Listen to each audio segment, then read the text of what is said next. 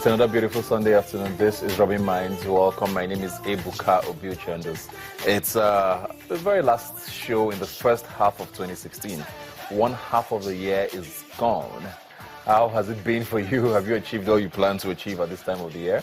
By the next time we're here, we're going to be in July, and we're talking about the second half or the third quarter of the year. There's a lot that's happened in 2016. Some not so good news, some pretty devastating. Some good news for some people, if you want to look at it that way, but definitely the year has been full of so many events. We're going to be looking at the week that was, as we always do, looking at all the things that caught our attention the last week. And I have here with me two very special guests to help me dissect all of that. I have here with me Demola Adeko. Thanks for being here today. Thank you for having and of me, course, sure. Ahmed Agbabiaka. Thanks for coming back once Thank you again. so much. You're very welcome. There's so much that happened last week, but interestingly, the biggest news of the week seems to be out of Nigeria, the United Kingdom, and it's something we'll have to talk about because of how it relates to Nigeria now. The Brexit finally happened. Everybody knew the race was close, but for some reason, nobody was prepared for what the outcome eventually was. As close as it was, people felt it wasn't going to happen. And then it happened, and the whole world went into this panic, shock mode, and markets are falling all over the place. Prices are crashing, and currencies are crashing all over the place. And there's a lot of implications for Nigeria, of course, with regards to trade with the United Kingdom, with regards to referendums becoming a thing in Nigeria, with regards to people agitating for different things in different sections of the country. But let me start with you now, Demola. What's your take on all of that? Well, I think basically I felt it was a joke taken too far, because it all happened all of a sudden, and of course we've seen the ripple effects so far. I think the majority of the people who actually voted are beginning to realize that they shouldn't have taken such a hasty decision, because before you can actually have a referendum on talking about having a self-government, there should have been some conversations that should have gone on for a very long time. How to sustain a new government, how to keep the government working over time. And for a country like Britain that has been in the European Union for a very good number of years, I mean, it's not going to be easy for you to pull out and stand alone all by yourself. So I think it was just a hasty decision for them, and of course, we are seeing the outcome already. But the truth is, like you said, I mean, they've been in the EU for a long time, but I don't know if this is actually, the referendum came as a surprise.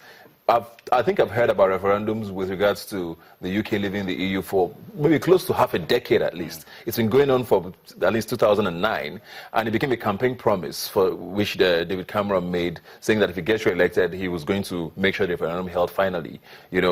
Now, as much as they were ready to have a referendum, like I said, they weren't ready for the outcome, and that seems to be the problem here now. So do you really think it was a mistake going down that route? Seeing as everybody wanted to have that referendum, or most people wanted to. Yes, well, I think it's one very serious issue that a lot of people, a lot of nations, a lot of unions and countries need to learn from.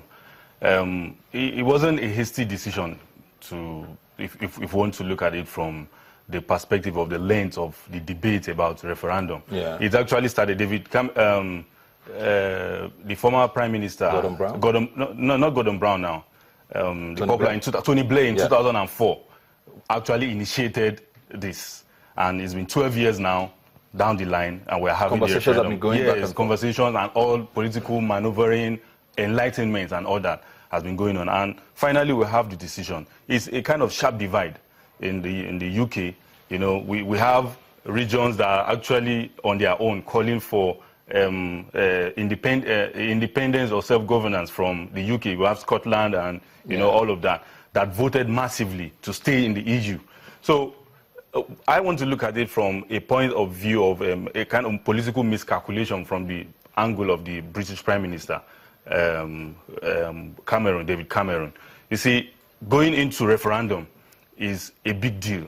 Perhaps he wants to set a legacy. He wants to have a kind of legacy. And that has gone wrong, in the sense that if you are planning to go into stuff like this, or things like this that are of that has serious national implication in the national polity of your country, there has to be the threshold of this referendum was supposed to have been set to a higher standard than what we had now. We have had arguments where people have even said that people between the ages of 16 and 17, were supposed to participate. Then we should have a kind of a set standard about the number of people that are required for a winning vote to actually get a result for the exam. More like a 2/3 majority, like 67% of the population. But in this case, it was just a sharp divide. Even if you are 1% above the other, one vote could have tipped one vote, and that was actually what happened. Yeah. So it was a great miscalculation from his own side, and I think he's paying the price. Are we overreacting? I mean, because the referendum held not so long ago with Scotland trying to leave the United Kingdom. I thought that was a bigger deal because that would have broken up the United Kingdom irreparably.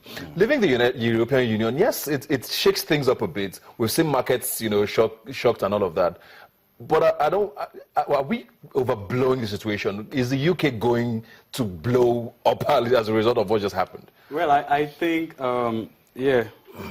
the ripple effects of the decision they've taken, it's quite evident. I mean, stocks are crashing. But it's expected because, it's the first week. In a couple of months, we're going to adjust to whatever the situation is, isn't it? Well, that's totally true.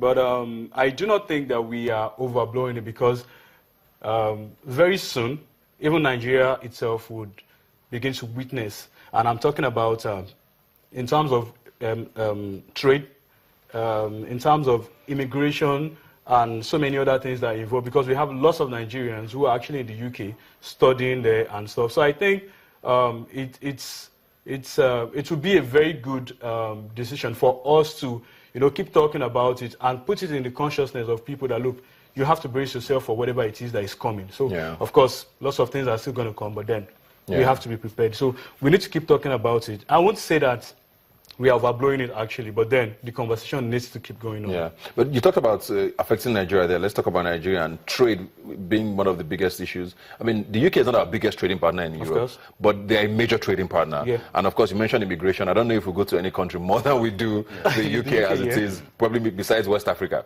since we have free trade, free movements around here. But that is definitely going to be a big issue now. What happens to immigration? Do we have a sense of what's going to happen going forward with Nigerians going to the UK? I mean, I know one of the promises the Leave campaign made was that they were going to focus more on Commonwealth countries as against Europe if the Leave does happen. Does that mean Nigeria will get more access to the UK? Is this something we should be happy about? Also, is trade going to diminish since there might not be that much money anymore, like people have been saying with the United Kingdom? Well, it's quite obvious that with time, trade is going to definitely diminish. And talking about the immigration part of the problem, is this the idea of most of them, or let me say what was actually sold to a lot of people who voted to leave the EU was that, look, we have to take our country back. And of course, we see a couple of people grouping in places, talking about immigrants should give us back our jobs and stuff. A lot of people complaining that the immigrants coming into the UK have taken our jobs, we don't have jobs and stuff like that. So, of course, if we want to look at it very well, apart from people who are actually studying in the UK, we have people who are also working in the UK as immigrants. And this is not going to affect only Nigeria. It's going to affect a whole lot of other countries, especially countries that are war-torn presently, because it's going to happen in a way that the UK government will have to shut its borders against immigrants, not only from Nigeria, but from those war-torn countries like Syria. But if it will be a threat. So, of course, it will be a threat. So, apart from the trade going down or crashing and stuff like that, I think it's going to be stricter and tougher for people to get into the UK now as regards immigration. Yeah. So speaking about Nigeria now, Ahmed, Mr. President issued a statement commiserating with the Prime Minister, especially since he was going to resign and said he was leaving office in October and said it was quite a shock to him and all of that. And in Nigeria, referendums are not even in our constitution. It's not something that has any legal backing. This is something we should start looking at. I mean, Biafra trended on Twitter the day of Brexit, and we all know why that was, because suddenly there was this movement, people started tweeting about the need for Biafra to hold a referendum as well. In Niger Delta, I think the Avengers issued a statement saying they should also hold a referendum, and it brought out this map of 5 sections that Nigeria needs to divide into. Is this something that you think will actually hold water here someday? Well, taking a cue from what the British people did with this referendum, first of all, let's localize it here now. Referendums, just like you said, has no provision in our constitution. It's not provided for.